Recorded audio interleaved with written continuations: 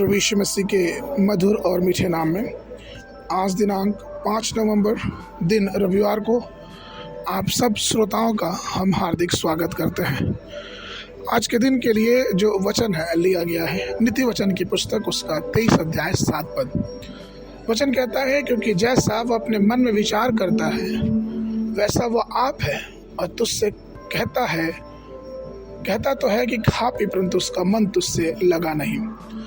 प्रिय, मनुष्य का विचार, वचन और कर्म ही उसके जीवन को परिभाषित करते हैं। किसी वृक्ष की शाखाएं तभी पवित्र होंगी जब उसकी जड़ें पवित्र होंगी। यदि शाखाएं पवित्र होंगी तभी फल पवित्र होंगे। विचार शब्दों को जन्म देती है और शब्द कार्यों को जन्म देता है। हमको अपने विचार को लेकर बड़ा सतर्क रहना है। हमको हर विचार को मसीह की आज्ञाकारिता में कैद करना है, जिस प्रकार से 2 कुरिन्थियों उसके 10 अध्याय के 5 पद में पाया जाता है। केवल वही व्यक्ति जो अपने विचारों पे विजयी है पवित्र जीवन की जीने की सक्षम रखता है। प्रभु यीशु चाहते हैं कि हम अपने जीवनों को, अपने विचारों को शुद्ध करें, पवित्र करें और अपने हृदय में प्रभु की वचनों को बसने दें। मत्ती 9:4 में पढ़ते हैं कि किस प्रकार से प्रभु यीशु मसीह सदूकियों, फरीसियों और शास्त्रियों की बुरे विचारों को जानता था। यहाँ तक कि परमेश्वर नूह के दिनों में मनुष्यों की दुष्टता जो उनके मनों में प्रकट होती थी उसको देखा और उनके विचारों पे उसने ध्यान किया। मैं एक महिला को जानता हूँ जिसने अपने विचार में हमेशा इस शैतानी प्रभाव को जगह बनने दिया।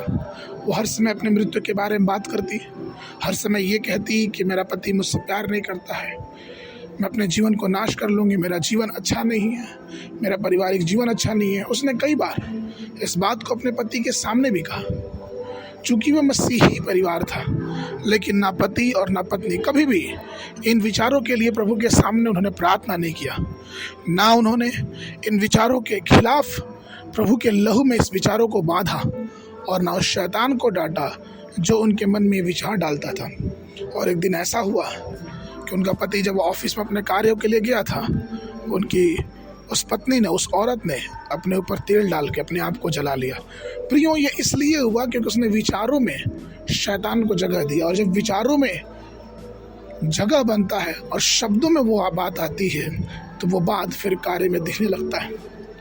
आज भी ये पैटर्न दोहरा जाता है। कई लोग पाप में जीवन जीते हैं, कई लोग अपने हृदय में कामुक विचारों को रखते हैं, गलत फिल्में देखते हैं, उन दृश्यों को अपने दिमाग में रखते हैं और हर प्रकार की बुरी वासनाओं से भर के अपने जीवनों को पाप में गिरा लेते हैं और फिर उसके बाद मन में पछताते हैं और फिर वो पाप उनके जीवनों में घर बना लेता है।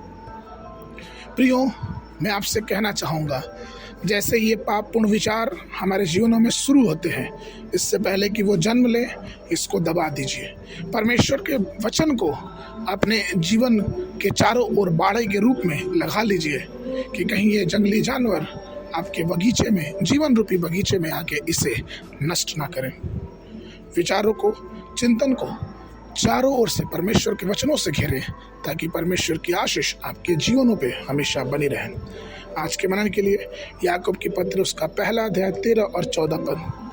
जब किसी की परीक्षा हो तो वह यह ना कहे कि मेरी परीक्षा परमेश्वर की ओर से होती है, क्योंकि ना तो बुरी बातों से परमेश्वर की परीक्षा हो सकती और ना वो किसी की परीक्षा आप करता है, परंतु प्रत्येक व्यक्ति अपने ही अभिलाषा में खींचकर और फंसकर परीक्षा में पड़ता है।